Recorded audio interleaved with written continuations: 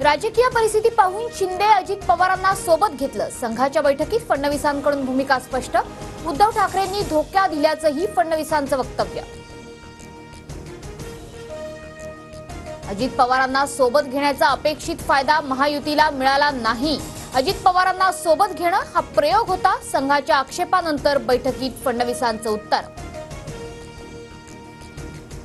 पुण्याच्या सभेत मोदींनी शरद पवारांवर बोलू नये अशी विनंती केली होती। मात्र त्याच सभेत मोदींनी पवारांचा भटकती आत्मा असा उल्लेख केल्यामुळे फटका।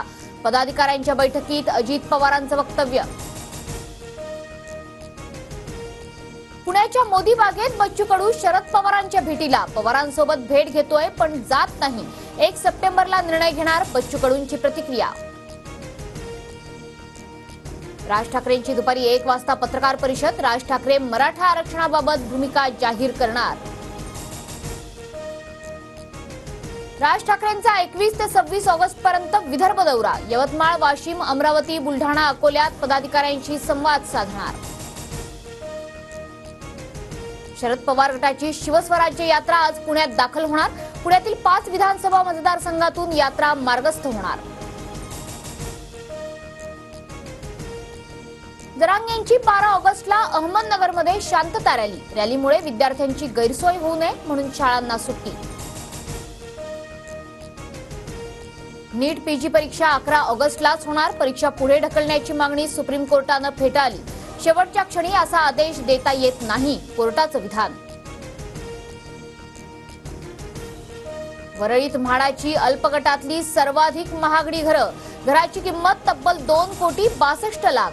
अर्जदारांना 75,000 रुपये मासिक उत्पन्नाची मर्यादा।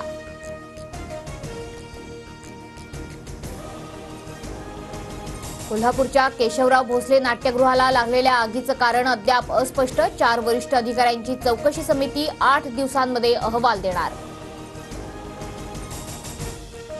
वाढवण बंदर विकासात मच्छीमारांच्या हिताचा विचार होणार। बंदर समन्वयक समितीला मुख्यमंत्र्यांचं आश्वासन। रोजगार निर्माण होणार असल्यानं 15 पेक्षा जास्त मच्छीमार संघटनांचा पाठिंबा। भर पावसाळ्यात संभाजीनगरातल्या 137 गावांना 218 टँकरद्वारे पाणी पुरवठा। पैठण, गंगापूर, वैजापूरमधल्या बहुतांश मध्यम प्रकल्प हे कोरडे ठाक। पुण्यासह राज्यात झिकाचा संसर्ग वाढण्याचा धोका। राज्यात 80 रुग्णांची नोंद तर पुण्यात सर्वाधिक 66 रुग्ण। नाशकात डेंग्यू बरोबरच चिकनगुनियाच्या रुग्णसंख्येतही वाढ। आतापर्यंत नाशिकमध्ये चिकनगुनियाचे 38 रुग्ण। मध्य आणि पश्चिम रेल्वेवर उद्या मेगा ब्लॉक। माटुंगा ते मुलुंड आणि सीएसएमटी ते चुनाभट्टी असा ब्लॉक असणार। ऑगस्टमध्ये राज्यात कमी पावसाची शक्यता। गेल्या काही दिवसांपासून कोकणात पावसाचा जोर कमी। 15 ऑगस्ट नंतर मध्य महाराष्ट्रात पावसाची शक्यता।